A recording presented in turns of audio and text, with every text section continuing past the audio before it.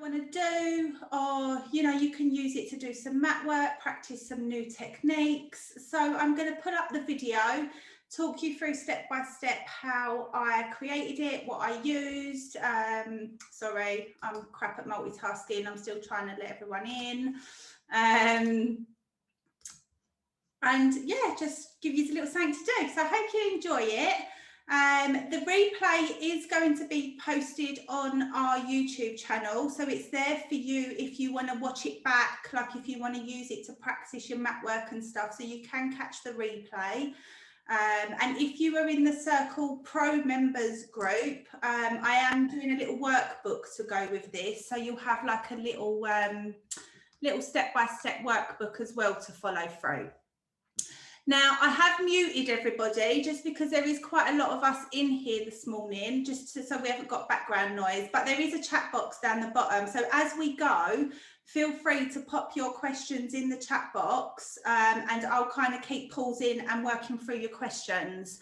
So I wanted to try and be a little bit interactive. So any questions at all regarding any of this, feel free to pop them in the chat box. Okay, so I'm going to share my screen.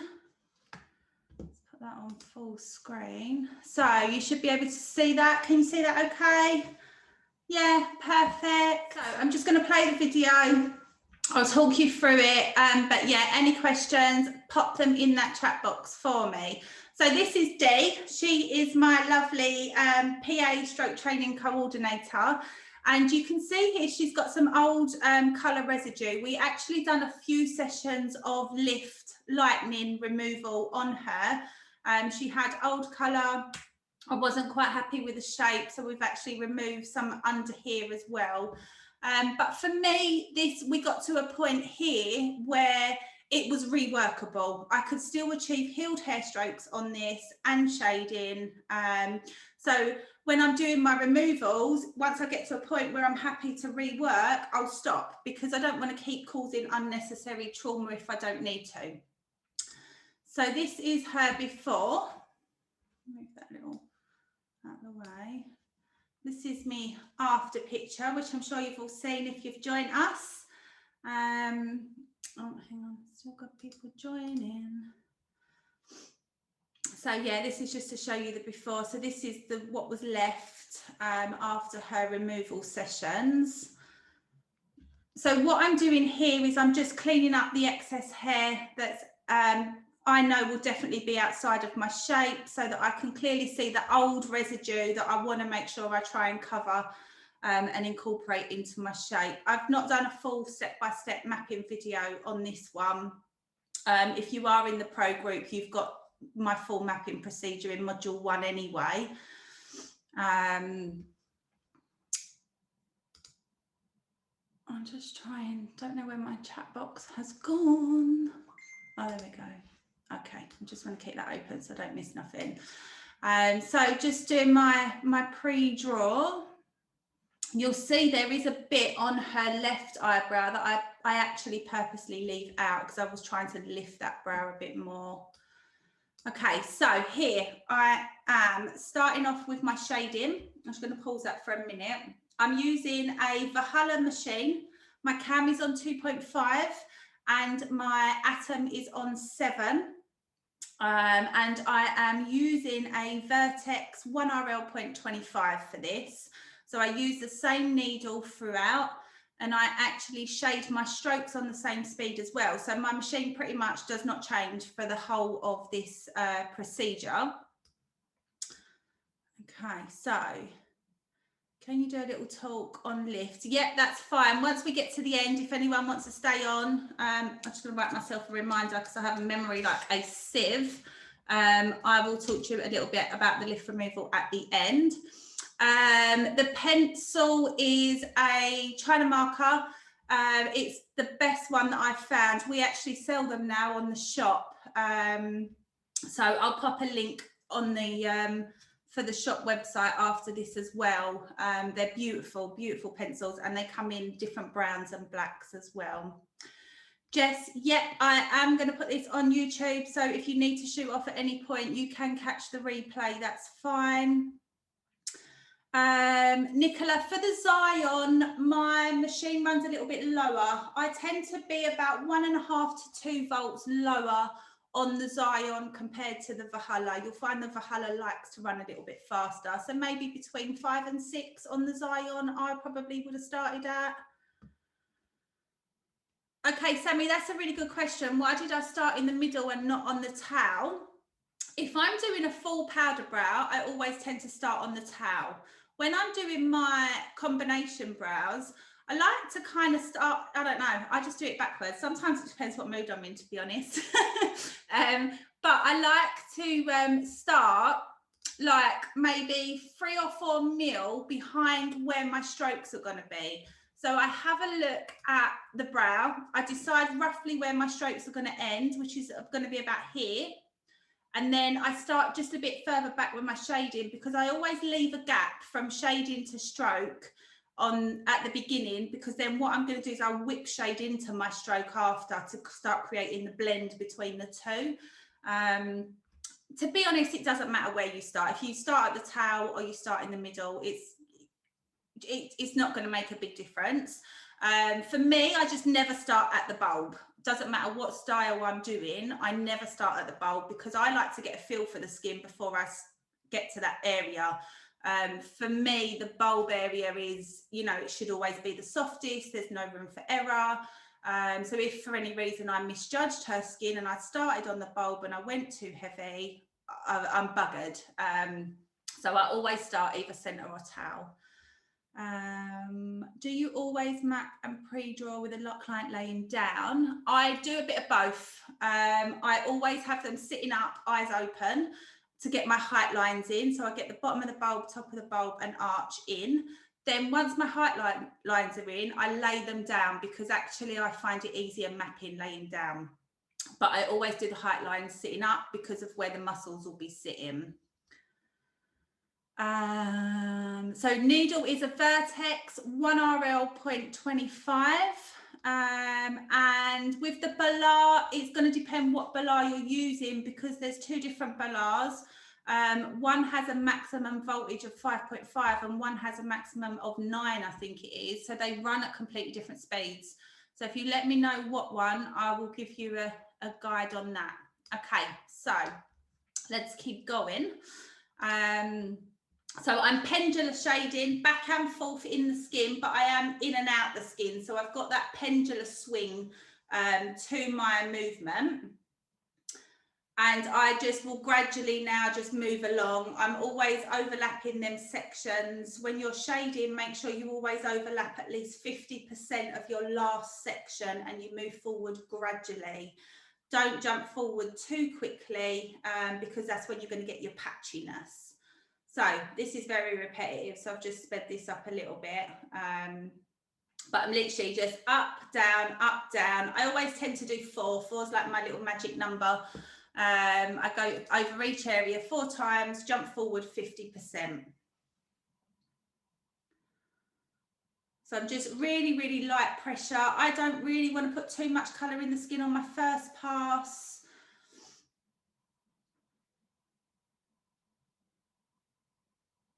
Okay, so here is my little magic. One of my biggest tips when everyone is so worried about losing their template on that first pass, going too heavy, or you know, sometimes we're so stressed that we're not going to get our shape in that we automatically go heavier. But if you just do these little checks, that you can see here, there's literally just some pixels and it's just a shadow.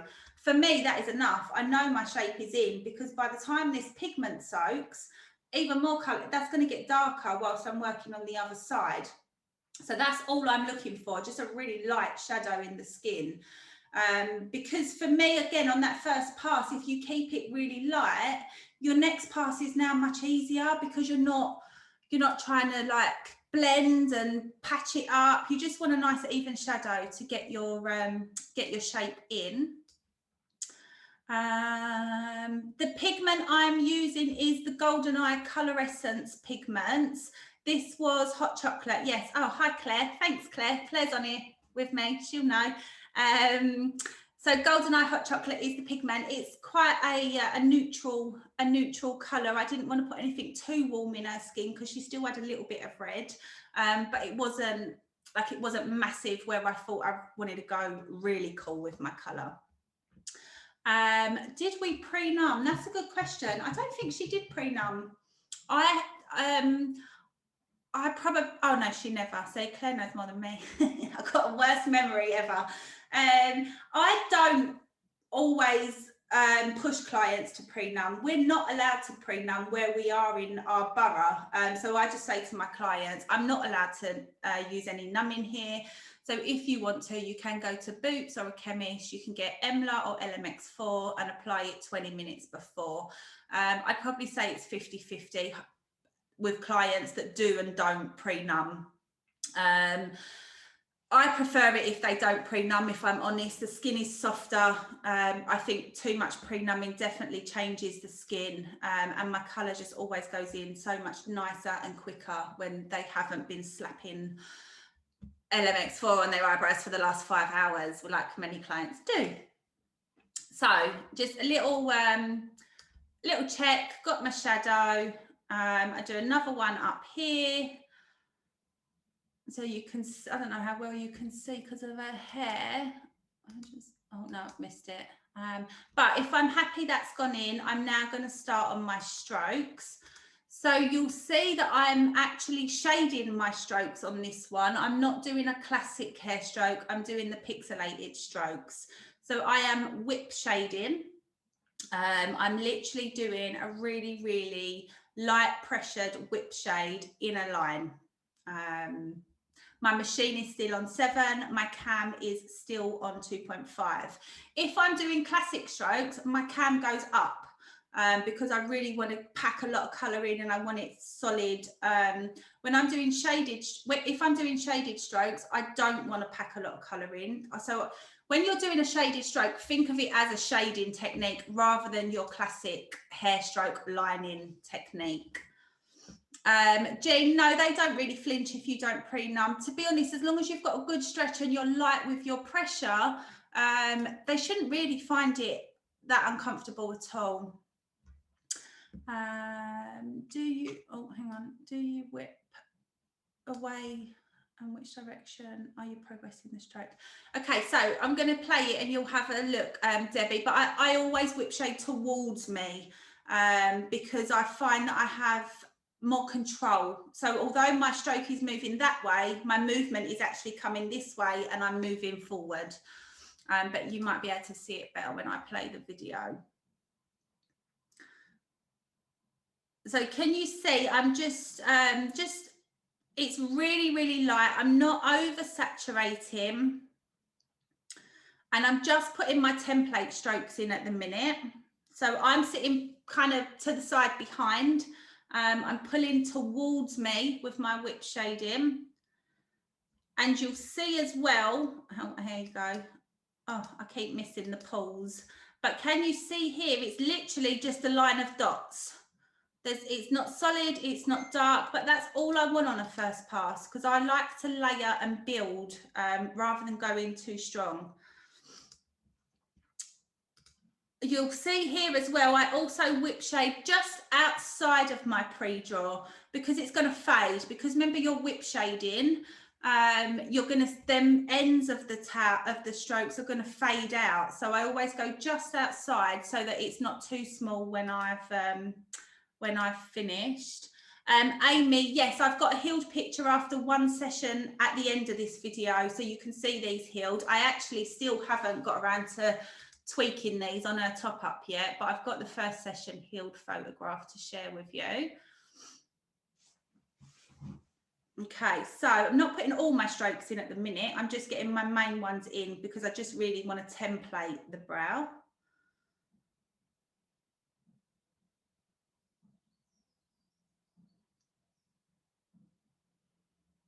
And now you'll see in a minute where I left that gap to whip shade up to.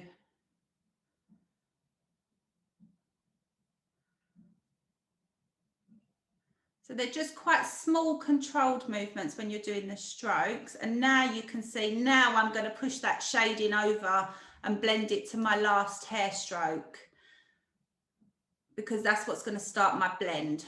And then what I've done, we didn't catch that bit on the video, but what I've done on that first brow is I've now, I've been using the Golden Eye Push. So I rub a little bit of push in with my pigment, a little bit of cling film over the top, let it pigment soak whilst I go on to do the other side. Yeah, 90 degrees, Sarah. Okay, so same again. Now I've started on my front on this side, because by this point I know her skin, I've got a feel for it, I've checked my pressure's not heavy. So now I can confidently move on, and I just get a better stretch starting this way when I'm working on the other brow. So turn that off.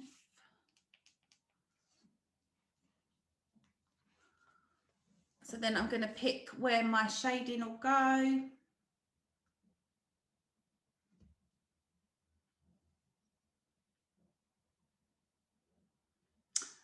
Yes, at the minute I'm working from the same side, so I'm still on the right of my client and I've just turned her head over to face me.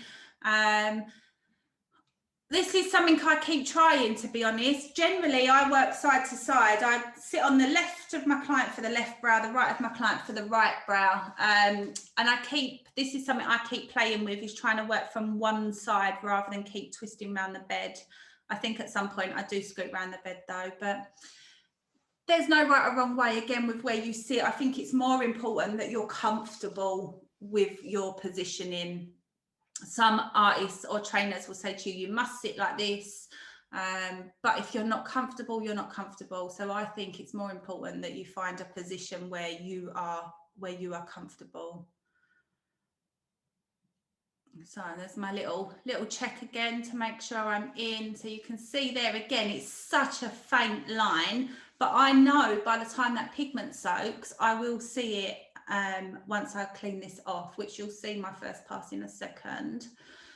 Another little tip, when you get here by the towel, I always like to whip towards the end of the towel rather than start at the very point of the towel, because it's the bit you don't want to be heavy, you don't want to go in too strong here. So I always kind of finish that way.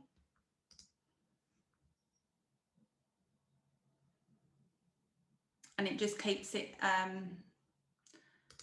nice and soft. Joe, the pencil is a China marker. It's actually on the shop, so I'll share the link for you at the end. So that was me. You can see here, that was me putting the push on, a little bit of cling film. If you're using secondary numbing, you can put that in with the push. Put your numbing on first, then you push, then you cling film. And now this is my first pass. So you can see that although there wasn't loads of colour implanted, time it's had a little soak, especially with the push as well. I've got a nice first pass. I've got my template in, which is my aim on my first pass, just a nice even shape that I can now work on. So that's the push again. You're going to see I probably overuse the push a little bit. I love the stuff. So I'm always rubbing it into the skin. Then I just do a little dry wipe off and then work over it. The push keeps the just keeps the skin really nice and soft. It's anti-inflammatory, just keeps everything calm when you're working. So I just got my razor blade out again, cleaned up any excess hair that's outside of my pre-draw, outside of my first pass, so that I can really see now where I'm working. I like it to be nice and clear to start layering on. You can see them strokes there, how faint they are. Again, it's really important that we don't go too heavy with hair strokes, especially shaded strokes. You want them to kind of blend in with your shading, so everything should be at the same depth. Hang on, let me just catch up on questions. How awesome is that pigment ring? Do you know what? Jasper sent me them to try from Golden Eye, and I was just trying it out when I done this video. They are they're nice, and they've actually got little they've got little markers on them. So when you're mixing, you know how much you're putting in of each colour. So the Push Carleen is by GoldenEye as well. It's a product that you can use during treatment. And again, it just keeps the skin nice and soft. It's anti-inflammatory. It keeps it nice and calm, allows your pigment to go in nicely. You know, like sometimes, especially if you're using secondary numbing, the skin can get quite tough. It can get quite dry, and that will affect your implantation. So the Push just keeps the skin nice. Can you use any numb-in while soaking? Whichever numbing you're used to using. Yes, hot chocolate, it will cool down even more once it heals. You'll see the healed picture after. Don't forget, these are organic pigments, so they're always going to cool more as they heal in the skin. And Fiona, for the hair strokes, I'm whip shading, so one direction on my hair strokes, pendulum shade, 2 directions for my my shading. Yes, we've got Push on the shop as well, Becky. Okay, so now I'm going to just start layering. No, Push doesn't have numbing in it, Wendy. So now I'm just going to start layering this shading. I need to build up my saturation, make it a little bit more dense. You'll see under her lower arch, she's got a little scar there from the old treatments. So I just ignore that little bit. We're just leaving that out. So light pressure, no bleeding. You don't want to see bleeding and lymphing because it's going to prolong the healing stage, which will affect your retention. So just keep your pressure light and just work in layers. Just gradually keep layering and building that colour up.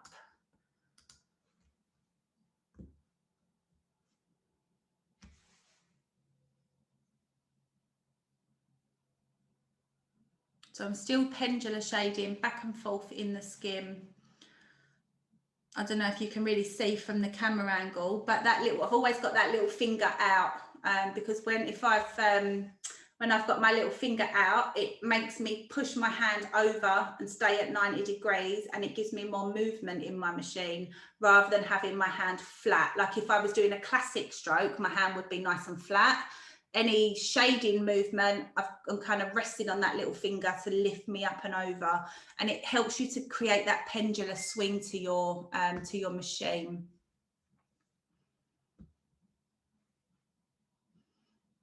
Okay, so just sped this up a little bit.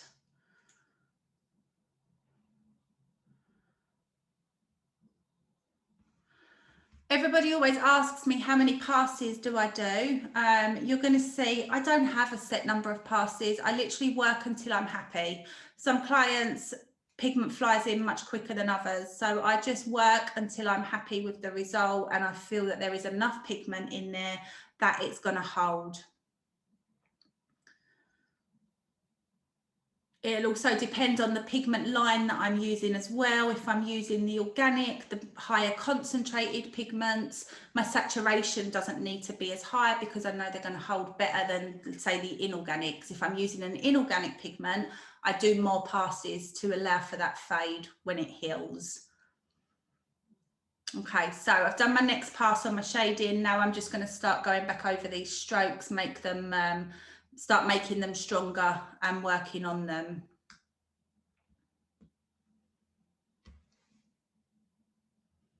So I'm still just whip shading. Good stretch. Always make sure you've got a nice tight stretch. You don't want to see that skin moving or bouncing as you're working on it because it'll affect your angle. This part I'm just whip shading up to that last stroke. So it's the only part of my shading that I'm not really doing pendulum. There I go again with my Push. Love a bit of Push. I've just left that now soaking, keeping the skin nice and calm whilst I do my my strokes.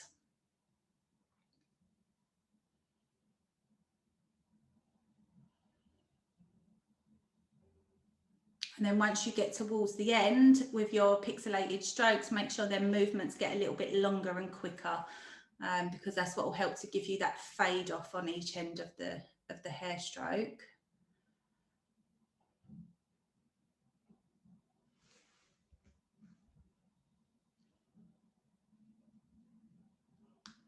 When do you put the push on? So you can use the push when your pigment's soaking, and you can also use it throughout the treatment. So you can see here now, after my second pass, there's more colour, but for me that's still not quite enough saturation that it's going to hold.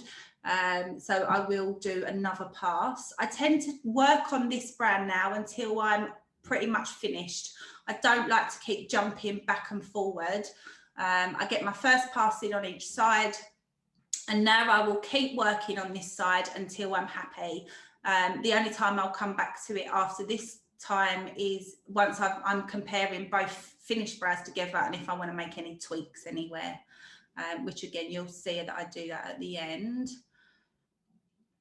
Do you ever do this type of brow manual?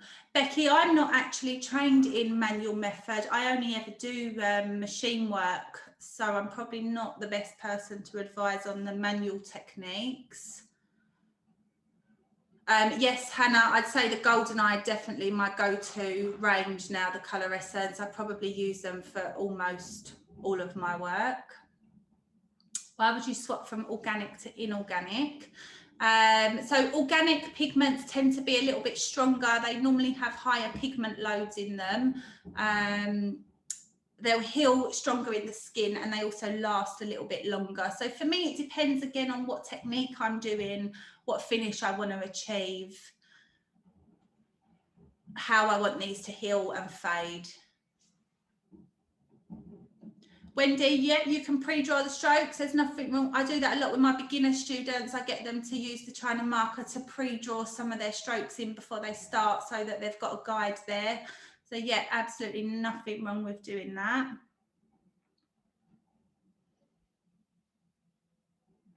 If you don't work with a head torch as well, I would 100% recommend one. I get mine off Amazon. But because you can see how light my saturation is here, without that head torch, I can't always see where I'm going. So the head torch makes a huge difference to be able to see that implantation after the first pass when you're working at such a light pressure. Lighting Ever, I think, is the name of one of, that's my favorite one, head torch, on Amazon.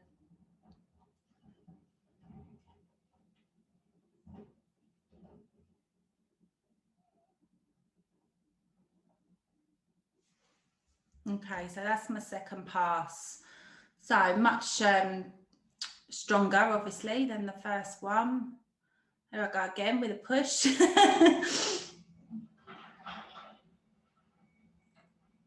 So I haven't soaked that side yet because I just want to compare my front strokes before I pigment soak it. So I'm going to just get these strokes in a bit stronger so that I can have a look at my balance and symmetry on the other side. And then once I've got that in, I'll pigment soak the other side. So there's a little bit of push and pigment again, and I've just put some cling film on that brow. And now same again on this side. Do you always wipe the end of the needle? Yes, I tend to do that automatically, Sammy. As soon as I dip, I've got a dry cotton pad and I just wipe the excess pigment off. You don't really want to let excess pigment start drying around the outside of your cartridge, because as it dries, it's going to affect your pigment flow. I am using the Valhalla machine, Nancy. Oh, Claire's answered that one. How do I feel about the wireless machines? I bought the lightning bolt actually, which I love the idea of because I absolutely hate wires. I do find it's a little bit temperamental with when it wants to work and doesn't work. I don't know if that's just me or not. Also, I find the weight a little off-putting. I like it for shading, but I can't really use it when I'm doing hair strokes. I just feel like the whole balance of my machine is off with the battery packs.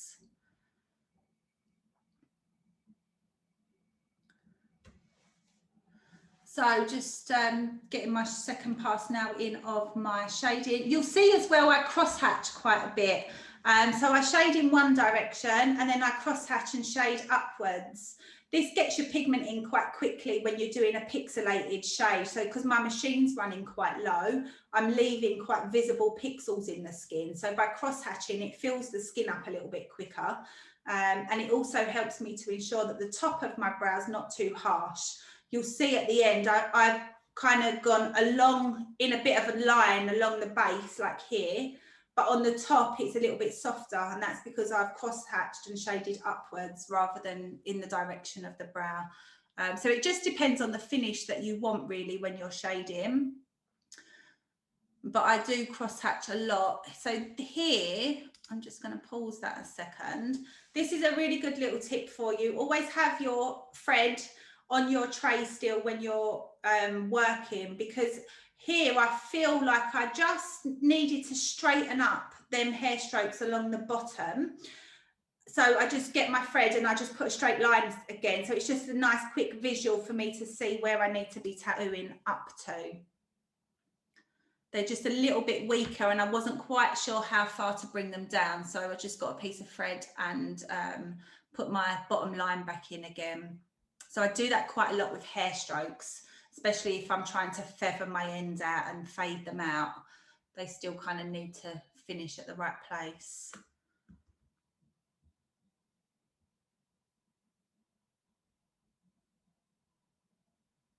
Debbie, differences between loaded and golden eye.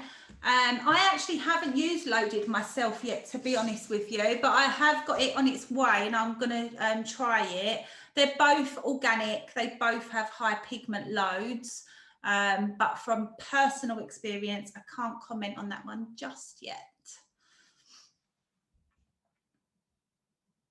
Yes, Stacey, I use a head torch and a ring light. And then I have my magnifying glasses on as well. I cannot do hair strokes without magnifying glasses. It's so important to have magnification when you're doing strokes and making sure that you're hitting that line bang on top.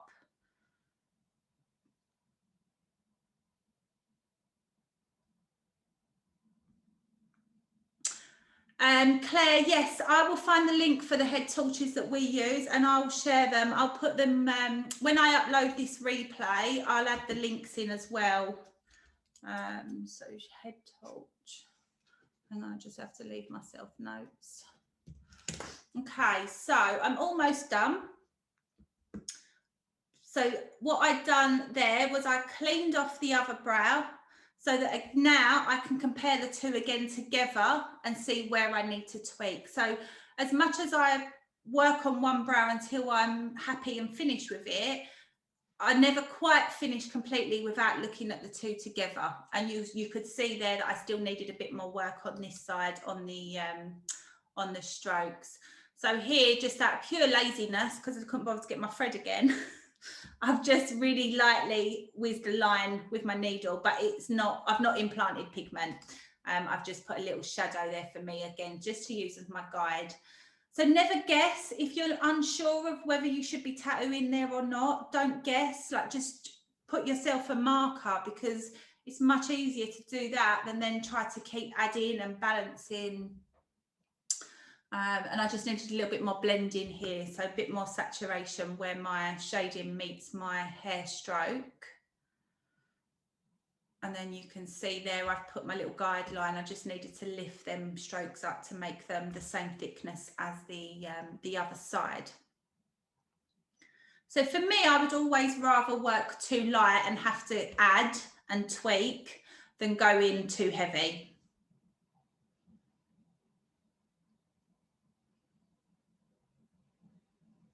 Now, we are actually getting the textured hair strokes filmed professionally for one of the PMU Circle modules. So there will be a full module in the members group coming on textured hair strokes. Okay, so there she is, all finished. That's my after. And there will be a healed one coming up, I do believe. Oh, there we go. So that's the healed picture. So you can see how much that colour has cooled down, can't you? Compared to when it first goes in. So organic pigments always look warmer when they are going in, but you know they're going to cool down. But I didn't want to use a colour that was too warm because remember she had that red, bit of red staining underneath. So that's my little video. Let me just get this back up. Where's that chat box gone? I'm just going to answer the rest of your questions and then we can go through anything else that you want to. Did you find it useful? Like, do you think you could take something from that and maybe do a little bit of mat work, have a little play, have a little go at doing them? Yes, okay, so I'll post the link to the head torch. What was my needle length? I hate this question. I don't know. I just have my needle out until I've got a good pigment flow, because sometimes when you switch with different pigments and different consistencies, your flow is different, so you alter your needle length. If I'm doing hair strokes, I like to have a slightly longer needle length. When I'm shading, I have my needle a little bit shorter because I want a quicker flow. So just think, the shorter your needle length, the quicker the ink flow, because it has less distance to travel to touch the skin. The longer your needle length, the more controlled your ink flow, because the ink now has further to travel before it hits the skin. There is no right or wrong, because for me, it doesn't matter how far out my needle is, my pressure doesn't change. I'm only ever working with the very, very tip of my needle. So if I've got a short needle or a long needle, my pressure and my depth is still the same. It just controls your ink flow. So don't stress about your needle length, because your pressure should be the same all the time. So if you're working and you feel like you're getting pooling, the ink's flowing too quick, just make your needle longer, and vice versa. If you're working and the ink's not flowing quick enough, or you feel like, you know, you have to keep dipping every 2 seconds, just bring your needle in and make it a little bit shorter. Wendy, I'll need to check with that, with how many you get out of the golden eye pigments. I guess it depends on how much you're putting out to start with, but you get quite a few out of them. The pigment is so concentrated, you really don't use half as much as you would with some of the other brands. And then don't forget, you can mix it as well with the Skin Top or the Easy Flow, so you use even less when you do that. What am I wiping the skin with in between? I either just use sterile water with a little bit of the golden eye wash, or I use microtonic. So I use a bit of both. The microtonic, again, it just keeps the skin really nice and calm, keeps swelling and everything down. It's anti-inflammatory. Tonic, I definitely use more when I do eyes and lips. If I'm doing eyeliner or lips, I only wipe with tonic. When I'm doing brows, I probably do a little bit of both. What setting? So my Valhalla was on 7, Melanie, with a critical atom. What order would you numb, push, colour bath? So I would pigment, anesthetic, push, in that order. The disposable razors, Hannah, we don't sell them, but I just get them on Amazon. They're just disposable razors. Do you have any tips on going from the strokes to the shading to help blend it across? Yeah, so what I'd done, Becky, was I put my shading in, and then I put my strokes in, and then I left myself that little gap. And then what I do is I whip shade the shading into the strokes, so that they kind of join. But you'll see that the shading then, because I'm whip shading, I'm not pendular shading, I don't put as much colour in. So you'll see that powder part starts to fade a little bit as it hits the strokes. And then what you can do, if someone's got no natural brow hair in between your strokes, is you can put a little bit of shading in between some of your hair strokes as well, like through the centre, to connect it all together. Always shade in the direction of your stroke. So like if I've got, hang on, there's my little toolbar. Oh, it's gone. All right, I was going to see if I could be clever and get the whiteboard up, but I don't actually know how to do it. I can't see it. Doesn't matter. So if I've got, when I'm shading with my hair strokes, I shade in between 2 hair strokes in the direction that them hair strokes are going. Like if my hair strokes are this way, I wouldn't start shading this way over them. I would be shading up and down in between the hair strokes, because you've got to bear in mind how this is going to heal. And if you just start whizzing over all your strokes, they're all just going to merge into one. But I will put that in the workbook anyway. In the members group, I'm going to add a little workbook to this video just to give you a bit more of a visual guidance. So I shall put that in there. What glasses? Just magnification, Sammy. Any magnifying glasses, reading glasses. The strength obviously is going to depend on how your eyesight is at the minute. You can just go to a pound shop and pick up reading glasses if you have good eyesight already. I have mine prescription because I have shocking eyesight now. So I have 2 pairs of glasses. I have my general glasses for like driving and computer work. And then I have my PMU glasses, which I took a bit of persuasion from my optician, but I got him to put my prescription in a much stronger magnification. And I'm only allowed to wear them when I'm tattooing, but I can't work without them. Jean, with the head torch and the visors, we don't actually wear visors anymore. The visors with the little glasses were fine with a head torch because it finished just where my head torch was, so I didn't get any glare. But you know, now you can wear safety goggles and your mask. So I wear my glasses, then my safety goggles, then my mask and my head torch. And I just found with the visors I was getting more glare, so I switched to the safety goggles as soon as they said that we could. Do I ever outline on my shading? There's loads of debates on this. I'm not a huge fan personally of outlining an eyebrow, because I've seen lots, not necessarily done by me, but when I'm working over other people's work, I've just seen a lot, like 1 to 2 years later, is all they're really left with is an outline, because it's so easy to put too much colour into our outline, and then as the shading is less dense, when it fades, it's left with an outline, and I hate that. For me, I want my brows to fade evenly. There's nothing wrong with doing an outline. I mean, some of like the world's best artists outline their brows, but if you're going to do it, you have to do it so delicately. The second you put too much colour in your outline, then it's going to fade with an outline. So for me, I tend to just work quite evenly throughout. If I want to crisp up at the end, I'll kind of whip shade around the edges. There's a bit of an outline, but it's not an outline as if you're outlining a lip, for instance. So just if you're going to do that, just keep your machine really low and really light pressure and quite quick movement, so you don't risk putting too much colour in. What made me choose the Vertex over other needles? That's a really good question, Kerry. I love the Vertex. You can't deny that they are beautiful, beautiful needles.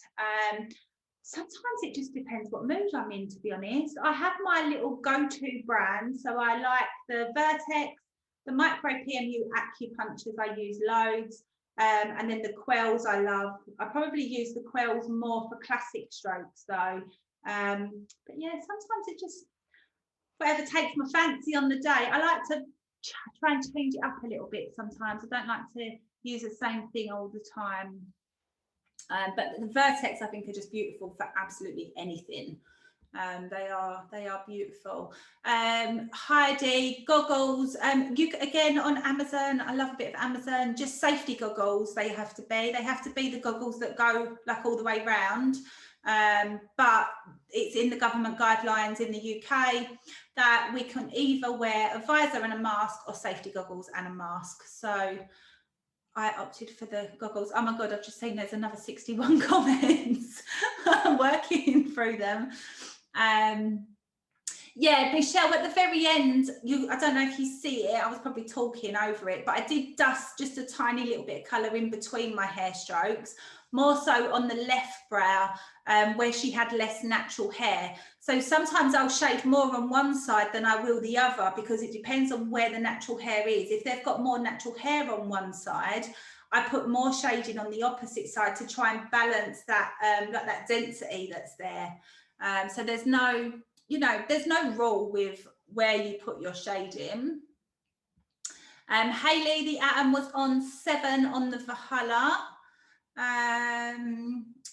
Oh, thank you, Claire. You're going to do the list. Kerry, with regards to cover in red, for me, it will depend on how saturated the red is. Like you see with Dee's brows, they wasn't too bad, was they? Because we'd done some removal sessions. So I didn't really need to worry too much about colour correcting. I just opted for a more neutral to cool colour because I didn't really want to add more warmth over what was there. But if they had a much stronger red or kind of pink, then I probably would have chose a cooler colour than hot chocolate, because hot chocolate kind of sits quite neutral.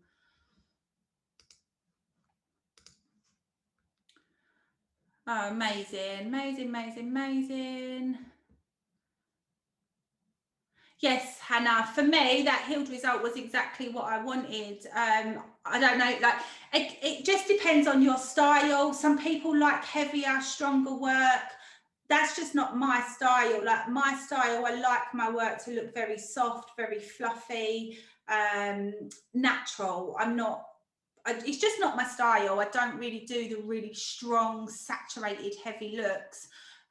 So if you wanted a stronger heel than that, then just layer more, just saturate more. But I've still got to do a second session on them yet, don't forget, as well. So they will be a little bit stronger after the second session.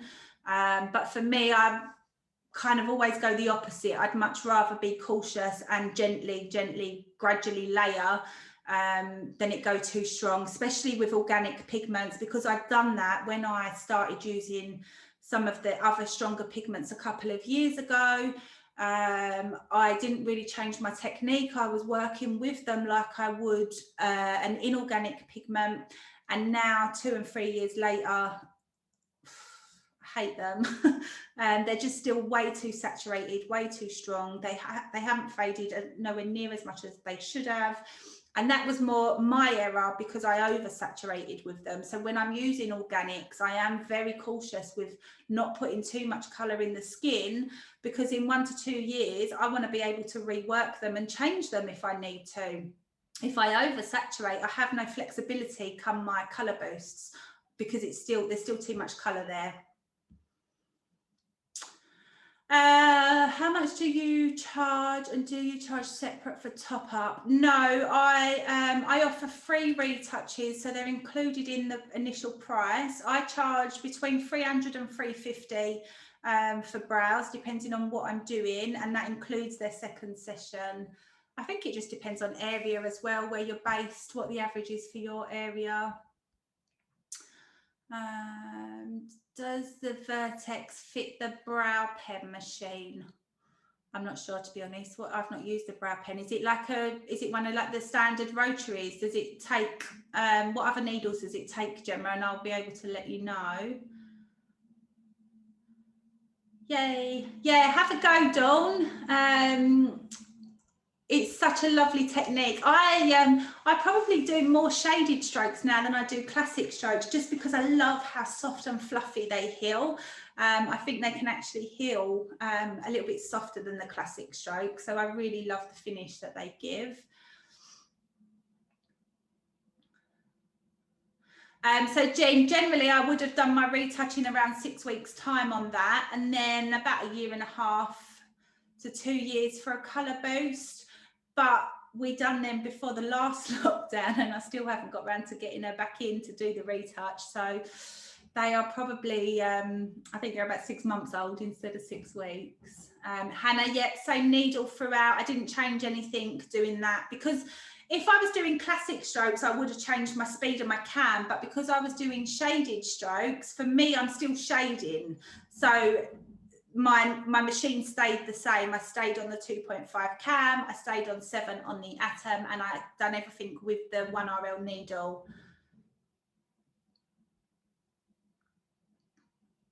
Yes, I've got the shaded hair strokes masterclass coming soon as well. I want to get it all filmed professionally, so it's nice and clear and close up. I had a couple of drops of Skin Top in with the hot chocolate, Debbie.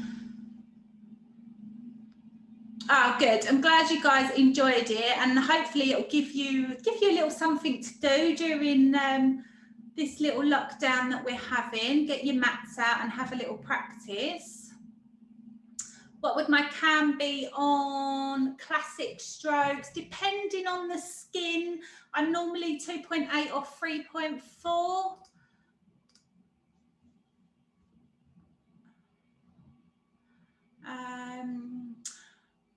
I do use the different cams quite a lot on the Valhalla. Yeah, again, depends on what I'm doing. Sometimes if I'm working over quite scarred skin, damaged skin, if the colour's not going in, I might up my cam. If I'm doing areola work, my cam is higher. Removals, the cam is higher. And then classic strokes, I like a higher cam compared to shaded strokes. The cam just controls how hard your needle is hitting the skin. But you'll feel it as well. Like the higher the cam, the needle is like it's stiffer, it's more rigid. So for like classic strokes, I really like a higher cam. If you're doing classic strokes, do you use a 0.18? Stacey, I never use a 0.18 needle. I'm not a huge fan of the really tiny single needles. They just don't put enough colour in for me, to be honest. I feel like they're quite hard work. 0.20 is the smallest diameter I ever use on a single needle, and that will be for thinner skin, older skin, because the thinner the diameter, the less colour you put in. So I use my thinner needles more on those kind of skin types to make sure that I don't oversaturate my hair strokes. And then if I've got like quite a thick, oily skin, for instance, I might use like a 0.30 1RL because it deposits more colour and we need more colour in those clients. And then my 0.25 is like my go-to for kind of normal skin. Yes, Tanya, 1RL 0.25 I used in that one. Colleen, on the Bala, you can't change the cam. It only comes with one cam. Hannah, on the Zion, I would probably have been on around 5.5, anywhere between about 5 and 6 for that kind of finish.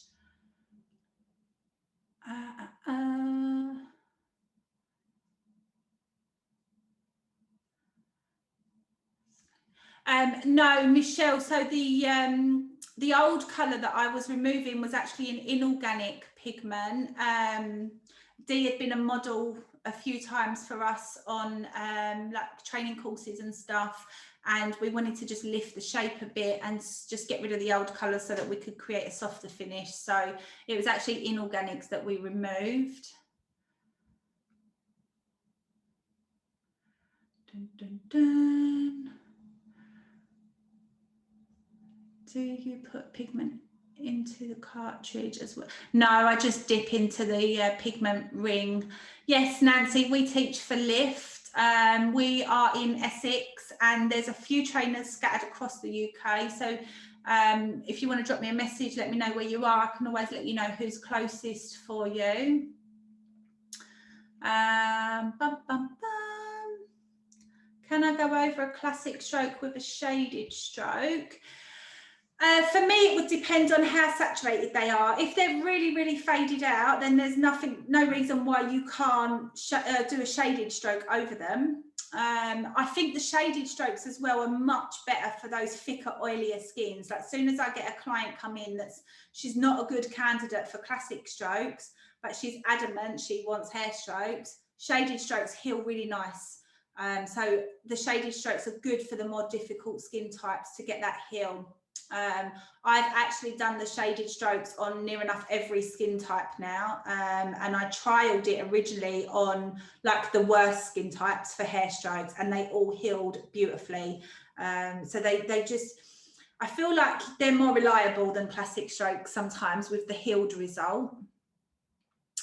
So for you guys asking about the Golden Eye, what the skin top, the Easy Flow, I don't know if you see, but we actually done a Zoom call with Holger from Golden Eye, literally all about the Colour Essence range and how to use it.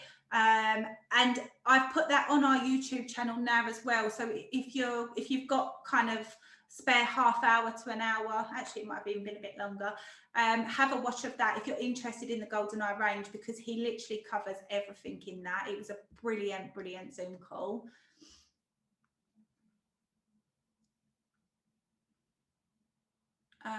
Do you ever warm the GoldenEye pigments?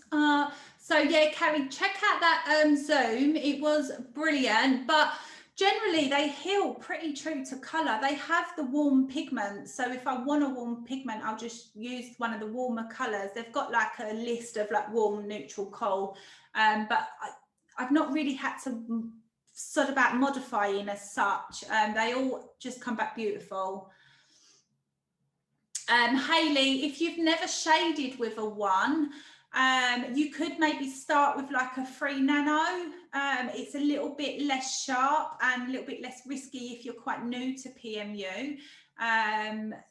The 3 nano is quite a nice starting point before you move on to your 1, because you don't want to risk like tearing the skin and things like that if you're not comfortable yet with pressure and everything.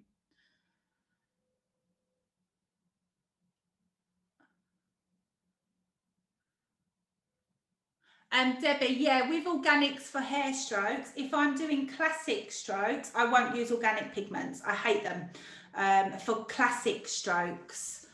Oh,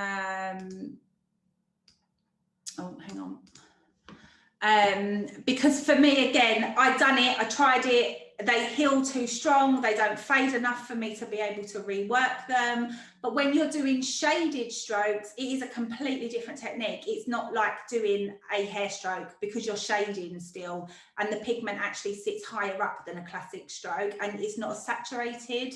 But for classic strokes, I agree. I'm not a huge fan of the high pigment loaded ones for my classic strokes. I like my strokes to heal and then fade. Yes, Michelle, you know, if you're not happy with them, try and get them in for removal, definitely. You're welcome, guys. I hope you found it useful. And yeah, if you're in the PMU Circle Pro group, keep your eyes peeled for the workbook. I'm going to work on that this week and get it up for you. So I will put the replay to this on the YouTube, so you can watch that video back and pause it where you want to pause it. And then I will, so I'm just leaving myself notes here. I will put the link on the YouTube I'll put it in here in the chat box quickly now, but then I'll add it onto the upload. So that's the link to our shop. If you go to Salon Supplies, you'll find them China markers on there.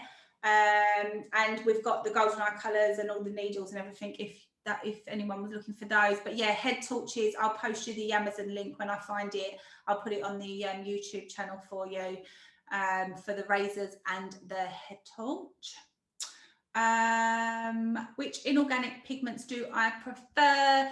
Li are my favourite. I've used Li for years. I love them. And Monica Avani's pigments are beautiful. They're a little bit more concentrated than the Li Aqua, which I think is why I love them, but they still fade and heal really, really nice. Oh, and goggles. Hang on. Goggles, torch, razors. Okay, I'm on it. I'll get the links for you and add them on. My Aftercare, we use the membrane product. So Aftercare for brows, when I'm finished with my treatment, client is happy, I put a tiny bit of the micro gel over the eyebrows before the client leaves. It has the micro silver in it, so it's really good at protecting the skin whilst it's healing and closing back up. Then I tell my client to just avoid the area for the first 6 hours. Just let that skin close, let them heal, you know, let them start the healing process. After 6 hours, I get the client to clean with microtonic. So that I give them the little pillow packs and they clean the eyebrow with the tonic and a cotton pad, pat dry, and then a tiny little bit of the membrane micro balm on a cotton bud and smear it over. And I get them to do that 2 to 3 times a day until they heal. I just stress to them, don't overdo it with the with the balm, like a tiny bit, and smear it right across. You don't really want to see it on the brows, because I have some clients that put the whole bloody pillow pack on the first time. So I sort of say, you know, tiny bits. But most importantly for me is the cleaning. Make sure they are cleaning the area 2 to 3 times a day. Oh, Nancy, okay, brilliant. Yeah, pop us a message, that's fine. Okay, I think we've answered everything. And then so just if anybody isn't a member of the PMU Circle Pro group and you was interested, lovely Katie has set you up a discount code where you can join for the first month half price. So you can go to pmucircle.com and you can enter the code CIRCLE50 and you can join us for the first month for half price to see if you like it. There's no tie-in, you can cancel at any point, but if you, you know, if you're interested in learning more, we have educational modules through the e-learning platform every single month. And more importantly, I think the Facebook group is just bloody amazing. We have such a tight-knit community in there and everyone is so helpful and supportive of each other. It's brilliant. So yeah, CIRCLE50 is your code. If you want to come and try it for half price. And then I know, what else did I have to go over?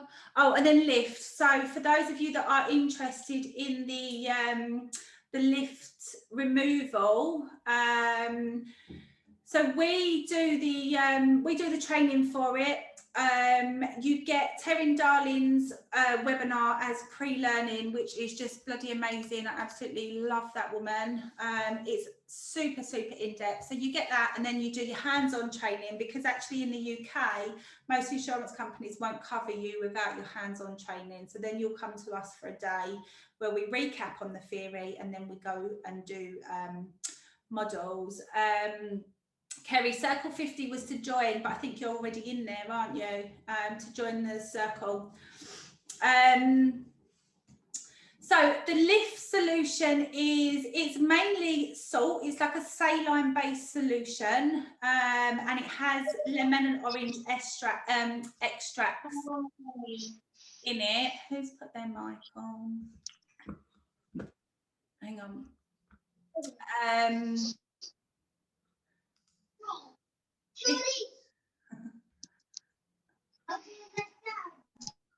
So many of you on here now, can't find it. If you have got your mic on, just mute yourself for me, thank you. So yeah, it's saline based. It works on the process of osmosis. I don't know if any of you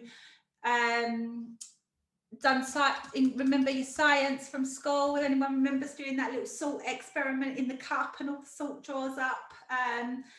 I was a little bit of a science geek at school, so I remember all that. But yeah, it works on the process of osmosis. So it's basically pulling a less concentrated area to a higher concentrated area. So we put the lift solution at the top of the skin. This draws everything up towards the surface with your pigments in it. And the idea really is we do create bleeding when we're doing removal, and the bleeding helps to push the pigment out. It gets trapped in the scab falls off, pigment goes. So that's kind of the short and sweet of the theory side of how it works. I've tried a lot of removal products over the years. I've trained with quite a few different people. I've trained in different products. And for me, lift still hands down is my favorite, which is why I stick with it. We get results. It's not got all the harsh chemicals in it. We don't really get much scarring or anything from it like I used to with some of the others. But it's managing clients' expectations, I think, with removal. Like if I get a client come to me for removal, I really lower her expectations, because I think some people think it is like a little bit of a magic wand, do one session and then it's completely disappeared. It doesn't work like that. There's so many factors, you know, what ink is in there, how deep is it, how saturated is it, how long has it been there? The older it is, the longer it takes to remove. When it's got loads of titanium in it, titanium's quite heavy, it doesn't lift up as quick. There's loads of different variables that determine how long it's going to take. So I always just say to my clients, look, I can't guarantee how many sessions you're going to need. The average for a decent result is normally about 3 to 4 sessions, but that's not for a complete removal. That is a lightening, to get a good lightening where you can rework it. If someone wanted like a complete removal, it's really important as well that they're aware, you know, that skin is compromised skin. So even if we get a complete removal, it's likely that the skin is going to be a little bit discoloured or scarred from all the previous needle work. So it's not quite like have a removal and it disappears. Like even if you have laser, like the skin is discoloured afterwards, you can see you've had a laser removal done on that area. And it can take a good year and a half for that skin to start really settling and kind of the colour coming back in it. But yeah, so I don't ever make promises to clients, but you do get good results with most of them. And it makes a huge difference. Like I don't do corrections if the brow is really heavily saturated, because I'm not going to get the finish that I want. So sometimes it's not even removal. It's like, let's just do a few lightening sessions to get rid of some of the colour, so that now we can rework it. And I mean, we actually do quite a lot of removals in the clinic.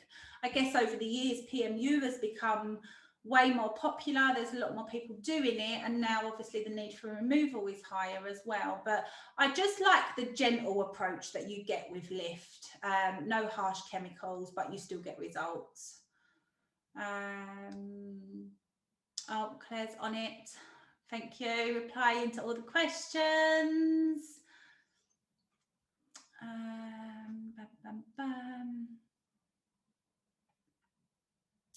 So yeah, we charge £75 a session for removal.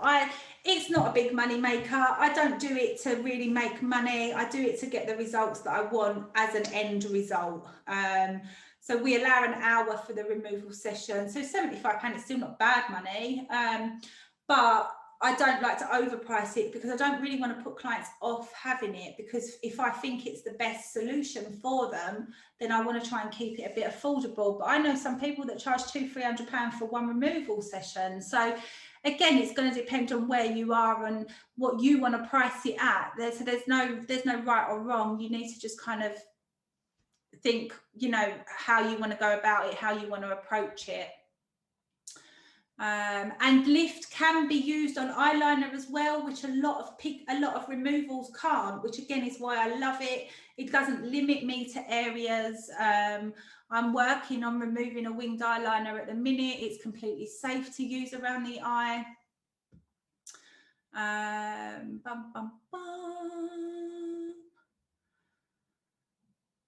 Yeah, you can use like lip lines when people have gone outside the border. You can remove around there. I actually shared a post earlier from Cara. If you look at Spot On Beauty, I think her Instagram is, she's amazing at lift. She's in the US, but she's got some really good before and afters of lips on her page.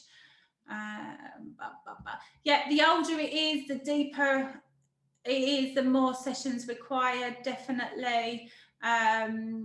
Normally the older it is as well, the deeper it will be, because your body will keep trying to get rid of it, and it can keep pulling it down lower into the skin. You can use it on body tattoos as well. We've done body tattoo removal with it.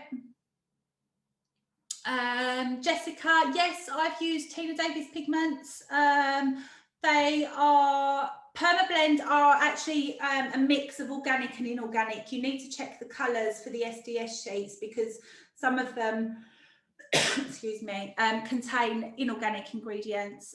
Some are completely organic, some are a bit of a mix of both. But the Permablend ranges, they have a very high pigment load. They do fall more into organic than inorganic, but it's the pigment load that makes them super, super strong. Okay, so any other questions before I let you go?